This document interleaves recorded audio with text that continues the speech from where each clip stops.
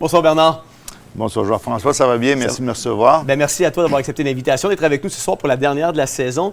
Bernard, Nancy me faisait rappeler hors d'onde pendant la pause que chez Théovox, la Bible, on la donne vraiment gratuitement sans aucune attente en retour. Donc, c'est vraiment quelque chose qu'on fait de bon cœur pour vous quand vous la demandez.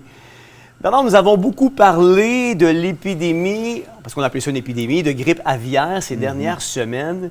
La grippe aviaire affecte actuellement le bétail américain, grippe aviaire dans le lait américain, pas de grippe aviaire dans le lait canadien ou dans le lait américain. On est-tu en train de vivre le jour de la marmotte, Bernard? Ça y ressemble beaucoup, en effet. Je pense qu'il est important de se rappeler que toutes ces épidémies qui sont actuellement déclarées au niveau supranational avec l'Organisation mondiale de la santé, on a vécu récemment, en tout cas dans l'épisode de la fameuse pandémie COVID, qui avait eu beaucoup d'erreurs de parcours dans l'examen. C'était certains disent une plandémie ou une peurdémie. Il y a différentes façons de la qualifier. C'est clair que dans ce cas-là, on a vécu toute une série d'épisodes qui semblent vouloir être rejoués, à savoir la façon de détecter le nombre de cas.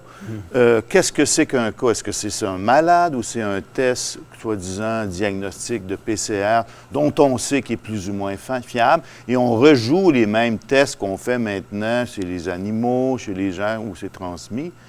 Il faut quand même se poser la question si on n'est pas en train de rejouer dans le mauvais film. Est-ce qu'on devrait s'inquiéter? Est-ce qu'on devrait s'inquiéter? Moi, après avoir fait une analyse, je n'étais pas tellement un expert en épidémiologie avant cette fameuse crise, mais j'ai dû plonger dans le dossier déjà pour comprendre qu'est-ce qui nous arrivait puis qu'est-ce qui faisait que ça nous emmerdait à ce point-là.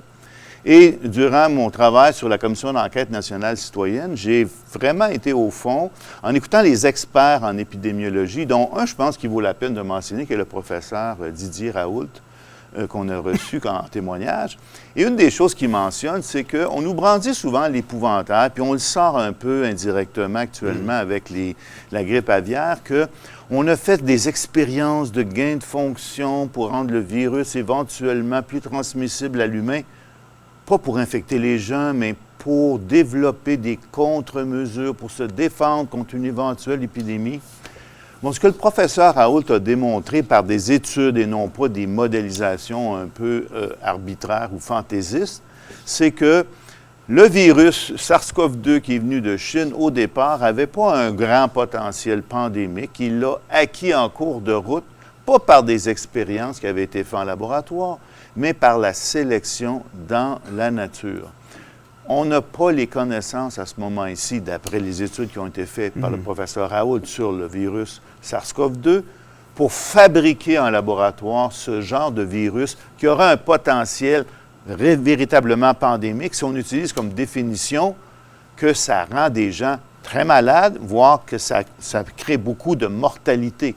Ce n'était pas le cas au départ. Évidemment que quand le virus arrive dans la population, comme ça, tous les zoonoses, que le virus qui arrive de la chauve-souris, des oiseaux ou du porc, quand ça arrive dans la population humaine, les premiers contacts sont assez difficiles pour les gens qui rentrent en contact avec le virus.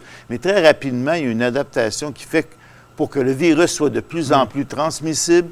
Et systématiquement, lorsqu'il devient transmissible, il devient moins pathogène. Donc, on nous rejoue encore un peu le même scénario. Et espérons que cette fois-ci, les gens seront feront preuve de plus de discernement pour ne pas céder à la panique. Puis, on utilise encore la peur et l'anxiété pour peser sur le bouton. On utilise encore la peur et l'anxiété. Je voudrais également t'entendre parler ce soir, Bernard, sur cette vague de chaleur et l'alarmisme avec lequel les médias en parlent, rattachant et utilisant celle-ci pour pousser leur propagande de changement climatique. On parle de justement cette vague de chaleur-là. Est-ce qu'on est, puis quand on regarde justement à l'écran, on voit, on a battu des records cette semaine, là, en date du mercredi 19 juin, on voit qu'on est à 31,5 à Val-d'Or, au Saguenay 35,1, à Québec 33,2, à Montréal 33,1, tous des records qui ont été battus. Puis là, on s'en met à cœur joie dans les médias pour pousser justement les changements climatiques. Est-ce qu'on est en train de vivre l'apocalypse des changements climatiques sur notre civilisation, Bernard? C'est une très grande question qui mériterait probablement un débat plus élaboré, mais pour faire court, je pense que l'alarmisme climatique, les fondements scientifiques qu'on veut avancer sur l'alarmisme climatique dont les humains seraient responsables par leur mauvaise utilisation de l'environnement, production d'énergie, c'est pas fondé en science. Toute cette histoire du CO2 qui serait le responsable du thermomètre de la température, on a les choses un peu à l'envers. Le CO2 est un gaz essentiel à la vie, c'est la nourriture des plantes. Absolument. Et plus il y a de CO2, mieux les plantes se comportent. Maintenant, qu'il y ait sur la planète de temps en temps des extrêmes climatiques très froids ou très chauds, qu'est-ce qui permet aux humains de traverser ces difficultés-là? C'est l'accès à de l'énergie relativement bon marché pour soit se chauffer ou se climatiser, le cas échéant. Puis on a besoin de faire ça pour un temps relativement court. Nous, c'est certain, quand on sort de l'hiver et on n'est pas habitué à des températures très chaudes comme ça, notre corps a de la difficulté à s'adapter. Mais les gens qui vivent dans des climats comme ça à l'année longue, lorsqu'on va dans le sud après 2 semaines, on est habitué à ces températures-là. Donc, c'est une question d'adaptation. Et on a la technologie qui nous permet de faire cette adaptation-là. Maintenant qu'on utilise ça pour faire peur aux gens, ça, c'est extrêmement malheureux et je considère que c'est de la manipulation. Puis on en a parlé un peu plus tôt cette semaine, puis on l'a vu sur la carte. On utilise vraiment des cartes rouges, en rouge, sang, pour pouvoir faire peur encore davantage aux gens. Puis je veux juste rappeler, Bernard, parce que j'ai sorti des chiffres quand même, parce que je trouve ça intéressant. Je savais qu'on parlait sur le sujet, toi et moi, ce soir. Le 28 mai 2023, il a fait 31,2 degrés à Montréal. Le 20 juillet 2019, 40 degrés en tenant compte de l'humidex. Le 20 juin 2018, un week-end de déménagement, il a fait plus de 40 degrés à Montréal. Selon certaines statistiques d'Environnement Canada, il aurait fait entre 30 et 35 degrés à Montréal durant tout l'été de 1955, entre juin et le mois d'août. Donc, c'est pas d'hier qu'on vit ce genre de température-là. Là. C'est quelque chose qui arrivait régulièrement dans le passé.